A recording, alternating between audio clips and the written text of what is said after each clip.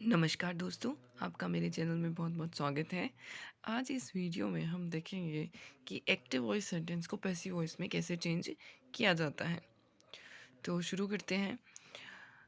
Active voice को passive voice में change करने के 3 सबसे इम्पोर्टेंट रूल होते हैं कि जो भी एक्टिव वॉइस का सेंटेंस दिया हुआ है हमें, उसमें जो सब्जेक्ट है उसे ऑब्जेक्ट बनाएँ और ऑब्जेक्ट को सब्जेक्ट बनाएँ। उसके बाद सेकंड रूल होगा कि बाय प्रीपोजिशन का यूज़ किया जाएगा। जो एक्टिव वॉइस का जो सब्जेक्ट है उससे पहले जब हम पैसिव वॉइस में उसे ऑब्जेक्ट बनाएंगे तो उससे पहले बाय प्रीपोजिशन का हमेशा यूज़ किया जाता है। थर्ड रूल, हमेशा वर्ब की थर्ड फॉर्म का यूज़ करना होता है पैसिव वॉइस के सेंटेंस में। ओके, अब आगे हम देखते हैं चेंजेस इन प्रोनाउन। जब एक्टिव वॉइस के सेंटेंस में हमें सब्जेक्ट में आई दिया हुआ हो तो उसे ऑब्जेक्ट बनाते समय हम उसे मी में चेंज करेंगे, और वी दिया है तो हम उसे अस में चेंज करेंगे, और यू में ही चेंज होगा, ही हिम में चेंज हो जाता है, शी हर में चेंज हो जाता है, इट में। और सिमिलरली अगर हमें ऑब्जेक्ट में मी दिया है तो उसे हम सब्जेक्ट बनाते समय पैसिव वॉइस में आई में चेंज करेंगे और अस को वी में। तो ये टेबल आप ज़रूर ध्यान रखें। अब एक एग्जाम्पल के थ्रू हम समझते हैं। ही टीचर्स मी। ओके, सो ये हमारा एक्टिव वॉइस का सेंटेंस है, ही टीचर्स मी। सो यहाँ पे ही सब्जेक्ट है, टीचर्स मेन वर्ब है एंड मी ऑब्जेक्ट है। सो ऑब्जेक्ट को सब्जेक्ट बनाएंगे तो मी जो है उसे हमें सब्जेक्ट बनाना है। मी की सब्जेक्ट फॉर्म जैसा कि मैंने बताया था आई में चेंज हो जाएगा। उसके बाद एम हेल्पिंग वर्ब यूज़ होगी। इसके रूल्स मैं आपको आगे बताऊंगी। उसके बाद टीच की थर्ड फॉर्म टोट, उस टोट यूज़ करेंगे। और अब हमें ऑब्जेक्ट जो सब्जेक्ट एक्टिव वॉइस का ही जो है वो हमें एज ए ऑब्जेक्ट यूज़ करना होगा, तो उससे पहले बाय प्रपोजिशन और ही चेंज करेंगे हिम में। सो सेंटेंस होगा I am taught by him. So इस तरह से आप एक्टिव वॉइस के सेंटेंस को पैसिव वॉइस में चेंज करेंगे। ओके, एक एग्जाम्पल और देखते हैं। You helped her. Okay, so again her change हुआ शी में, हर ऑब्जेक्ट है यहाँ के शी में चेंज होगा। उसके बाद हेल्पिंग वर्ब यूज़ होगी इसके साथ वॉज। शी वॉज हेल्प्ड की third form helped bye you, she was helped bye you. Okay, I think यहाँ तक आपको क्लियर होगा। अब देखिए, एक टेबल के थ्रू हम समझते हैं कि जो वर्ब जो होती है एक्टिव वॉइस की, उसमें क्या चेंजेस हो जाते हैं जब उसे हम पैसिव वॉइस में कन्वर्ट करते हैं। तो दोस्तों आपको ध्यान रखना है, जब भी हमें वर्ब के फर्स्ट फॉर्म या फर्स्ट फॉर्म के साथ ऐसे यस दिया हुआ हो, तब हम पैसिव वॉइस बनाते समय उसमें is am are helping verb का यूज़ करेंगे। ओके, जैसे कि run runs, read reads, learn learns, इस तरह की हमें जब वर्ब दी हुई हो सेंटेंस में तो आपको हमेशा is am are helping verb का यूज़ करना होगा। सिमिलरली अगर हमें do does not plus verb की फर्स्ट फॉर्म दी हुई हो तब भी हम is am are plus not plus verb की थर्ड फॉर्म का यूज़ करेंगे। उसके बाद अगर वर्ब की सेकंड फॉर्म दी हुई हो जैसे कि drank, learned, reached etcetera, so passive voice में वॉज वर हेल्पिंग वर्ब का यूज़ करना होगा। सिमिलरली नेगेटिव सेंटेंस हो उसमें डिड नॉट प्लस वर्ब की फर्स्ट फॉर्म हो तो हम यूज़ करेंगे was were plus not plus verb की थर्ड फॉर्म। उसके बाद आगे देखते हैं हम।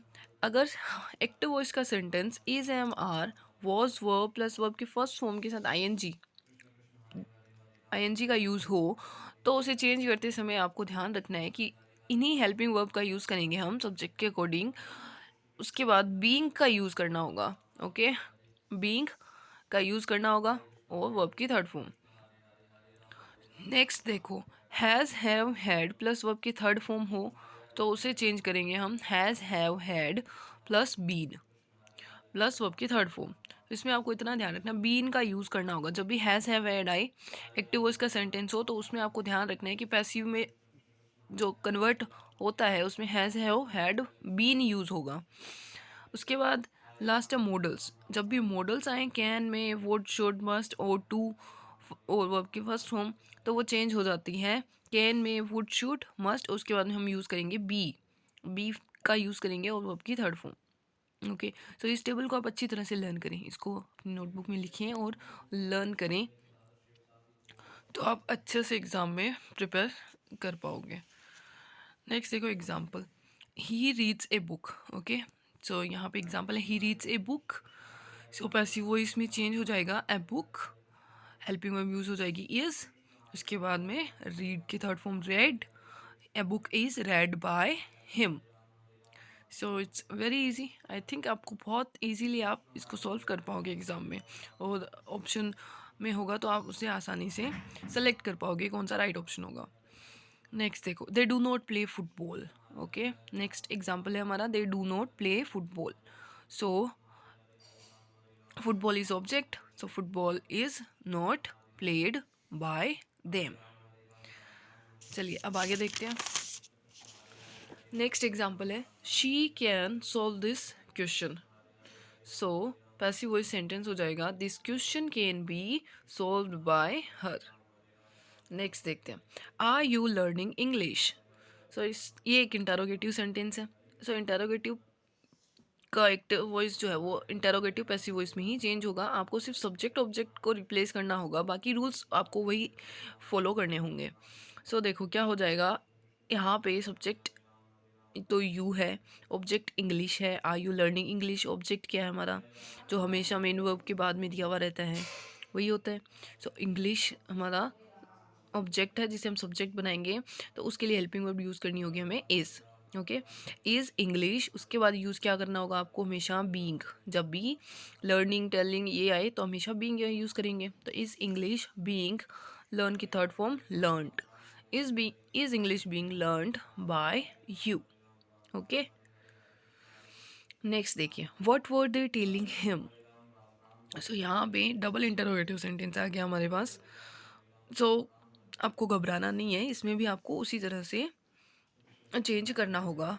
सो वॉट में ही चेंज होगा वॉट, इसके बाद में हम what were they telling him. So object हमें दिख रहा है हिम है, तो हिम के लिए हम हेल्पिंग वर्ब यूज़ करेंगे was. So what was he and being told by them. Okay, next देखिए, नेक्स्ट टॉपिक है हमारा सेंटेंस विथ डबल ऑब्जेक्ट। सो यहाँ तक तो हमने देखा सिंपल सेंटेंसेस जो हमारे एक्टिव वॉइस में दिए हुए हैं उन्हें हम किस तरह से चेंज कर सकते हैं, लेकिन कुछ सेंटेंस जिनमें डबल ऑब्जेक्ट होता है उनको हमें किस तरह से चेंज करना होगा। So Sohan gave me a book. So यहाँ पे आपको क्लियरली एग्जाम्पल में दिखेगा कि दो ऑब्जेक्ट है मी एंड ए बुक, तो दोनों से ही हम पैसिव वॉइस बना सकते हैं। पहले हम देखते हैं ए बुक से। देखिए जो भी थिंग्स और नॉन लिविंग थिंग्स होती हैं वो इन डायरेक्ट ऑब्जेक्ट होती है, और जो भी मी प्रोनाउन या किसी का नेम दिया हुआ हो जो लिविंग होते हैं उन वो हमेशा इनडायरेक्ट ऑब्जेक्ट होता है। ओके, सो यहाँ पे हम पहले डायरेक्ट ऑब्जेक्ट से सेंटेंस देखेंगे। सो ए बुक, देखिए यहाँ पे गेव यूज हुआ है सेकंड फॉर्म, तो वॉज वर्ड लगाएंगे। So a book was given to me. Okay, यहाँ पे आपको ध्यान रखना होगा कि मेन वर्ब के बाद में जब हम इनडायरेक्ट ऑब्जेक्ट यूज़ करेंगे तो उससे पहले आपको प्रीपोजिशन यूज़ करनी होगी to. Okay, so a book was given to me by Sohan, ये आपका करेक्ट पैसिव वॉइस का सेंटेंस होगा। इसी को आप इस तरह से भी बना सकते हैं, आई जो मी है, मी जो हमारा ऑब्जेक्ट है उससे जब हम बनाएंगे तो क्या हो जाएगा, आई was given a book, I was given उसके बाद में जो डायरेक्ट ऑब्जेक्ट है बुक वो आएगा, I was given a book by Sohan. So ज़्यादा इजी आपके लिए सेकंड ऑप्शन रहेगा, क्योंकि ऊपर वाले मेथड में आपको प्रेपोजिशन का ध्यान रखना होगा। ठीक है, कि जो डायरेक्ट ऑब्जेक्ट डायरेक्ट ऑब्जेक्ट है, सॉरी इनडायरेक्ट जो ऑब्जेक्ट है उससे पहले आपको प्रेपोजिशन का ध्यान रखना होगा। इसके लिए टू की जगह कई बार फोर का भी यूज़ होता है, तो उसमें आप कंफ्यूज हो सकते हो।